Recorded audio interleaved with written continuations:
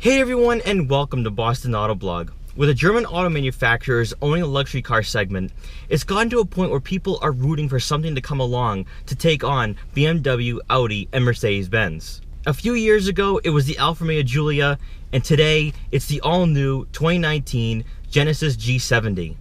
Huge thank you to Mirak Hyundai and Genesis in Arlington, Massachusetts for allowing me to do this review. Their link will be in the description below, so you can check out their extensive Hyundai and Genesis inventory. Is the G70 a sedan that Mercedes-Benz, BMW, and Audi should be scared about? Well, let's find out. And so, without wasting any further time, let's get right into it.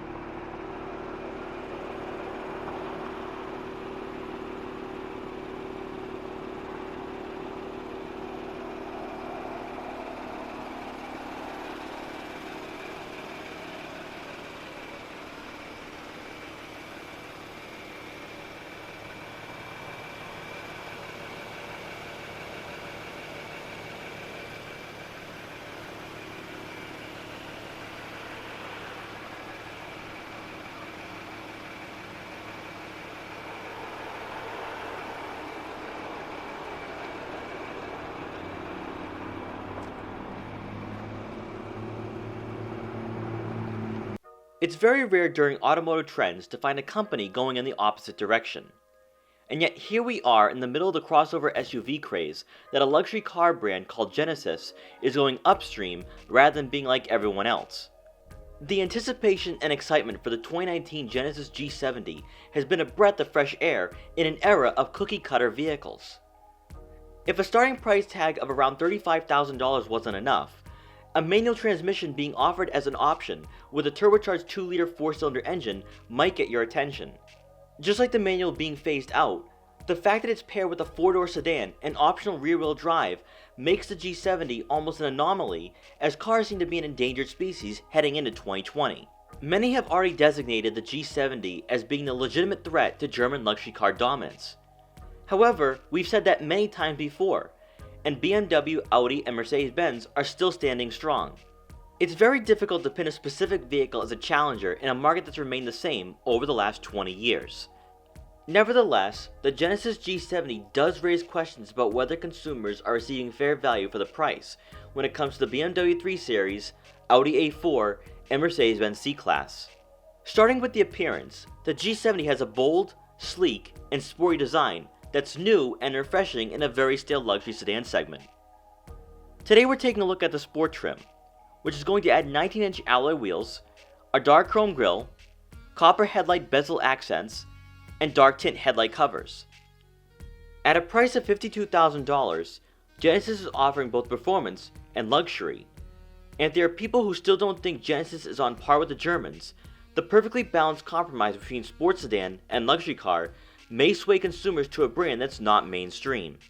What's drawn the most attention to the G70 is the very impressive performance numbers, as this sports sedan gets a 3.3-liter twin-turbocharged V6 engine that puts out 365 horsepower and 376 pound-feet of torque, and is paired with an 8-speed automatic transmission. For 0 to 60 times, estimates say around 4.5 seconds, which is astonishing. especially when you consider the price tag. Many brands have come before Genesis, who tried to beat the Germans at their own game and failed, while the G70 might just put some fear in BMW, Audi, and Mercedes-Benz. For drivetrain options, you have a choice between rear-wheel drive and all-wheel drive. When it comes to fuel efficiency, the numbers vary, but for the V6, you can expect to receive 18 miles per gallon in the city and 25 miles per gallon on the highway, while the 4-cylinder engine gets 22 and 30 respectively. Now, before getting into the interior, I want to talk about just how important the G70 really is to the automotive market and just how much the Germans should be concerned.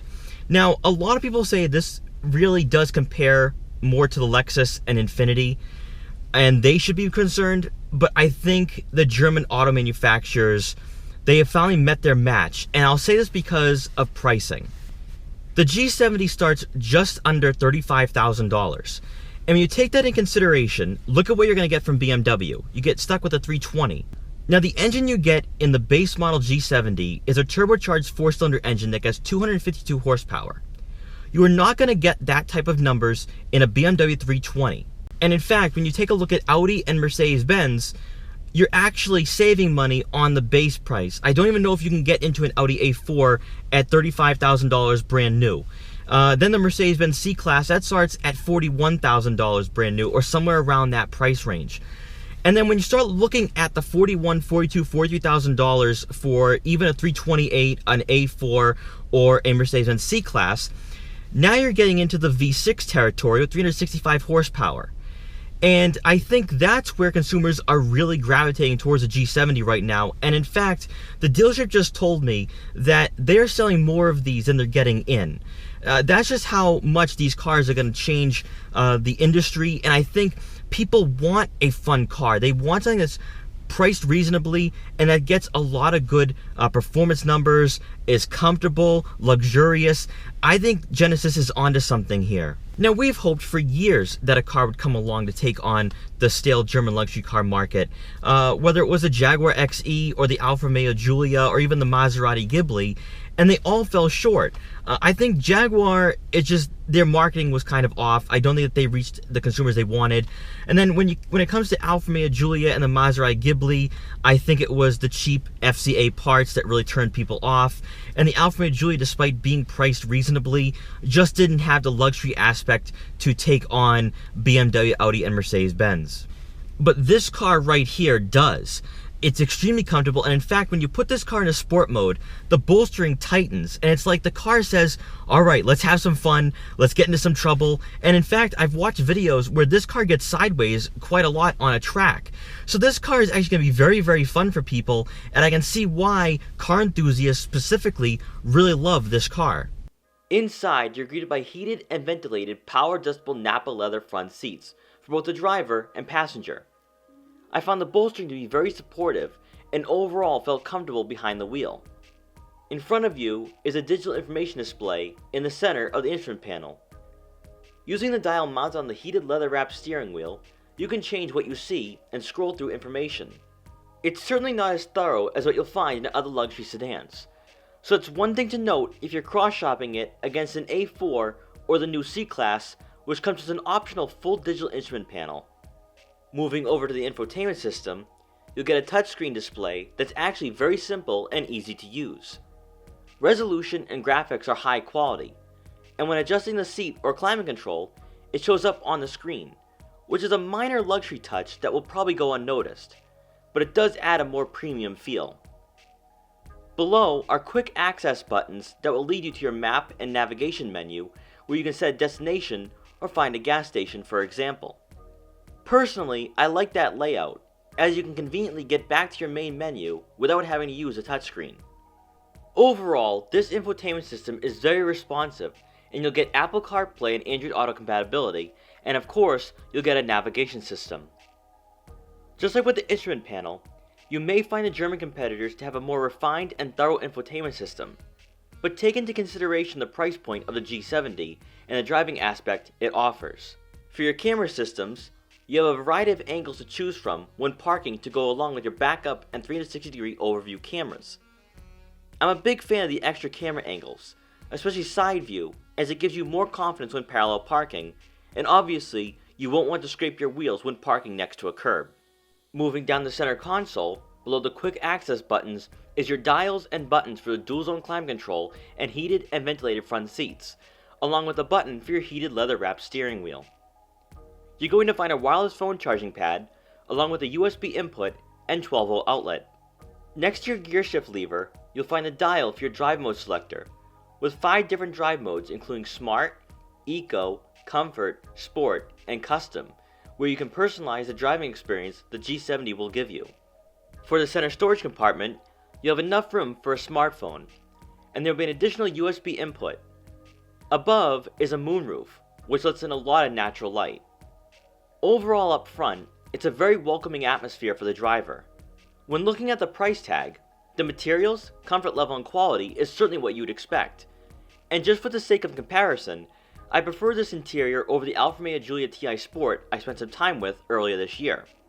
For passengers in the back, it's going to be a bit cramped for them. But if you're buying this car to drive your family around, you may have purchased the wrong vehicle. What they do get is 3 level heated seats. And one feature I really like is the buttons that adjust the passenger seat by moving it forward or backwards that will give your rear passenger on the right side more room. They'll also get 2 rear air vents and a 12-volt outlet.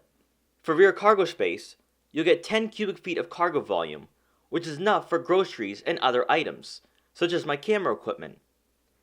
Trying to fit moving boxes or containers will be a bit difficult, but it's a small sedan, so that's to be expected. Now, obviously, it's a smaller car. It is based on the Stinger GT platform. You still get the exact same engine that you can get in the Stinger. But one thing to note here is that if you're buying this car to take friends and family around, this just isn't the car. It is a bit tight in the back. It is a little bit small.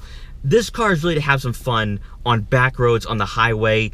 This car is just something that doesn't come along very often, and especially in the crossover craze that we're dealing with right now heading into 2020, this is a very rare and endangered species, and I think that's why Genesis is really speaking to the hearts of car enthusiasts across the country. Obviously, this is also not a crossover, so you're going to have a little bit smaller rear cargo area, but again, this car is meant for a purpose to really make people enjoy driving small cars again. And I still believe, I'm on the fringe group that believes that small cars are not dead in the United States. And in fact, there's going to be a turnaround. We see it all the time. Just like with bigger SUVs back in the 90s, that died off, especially where you never know when it comes to the economy. There could be a recession, there could be something that really turns people off from crossovers, because if you look at crossovers, they're not the most economical when it comes to fuel efficiency. So small cars still have a place in the United States and in the automotive industry, and I just think that if there is ever a short-term economic downturn, that people are going to gravitate towards this car.